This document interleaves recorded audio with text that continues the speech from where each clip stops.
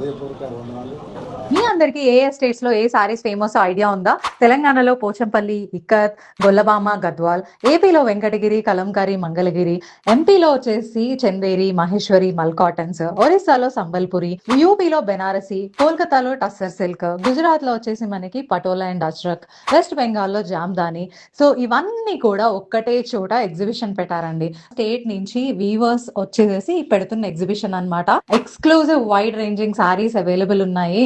అంటే ఇట్లాంటి సారీస్ అయితే మీరు ఇప్పటిదాకా హైదరాబాద్ లో జరిగిన ఏ ఎగ్జిబిషన్ లో అయితే చూసుండరు అనమాట. చాలా మంది పెద్ద పెద్ద ఇన్ఫ్లుయెన్సర్స్, సెలబ్రిటీస్ అందరూ కూడా ఆల్రెడీ వచ్చి పర్చేస్ చేసుకున్నారు ప్రమోషన్ కాకుండానే. అంటే ఆలోచించుకోండి అక్కడ కలెక్షన్ ఎంత బాగుంటుందో.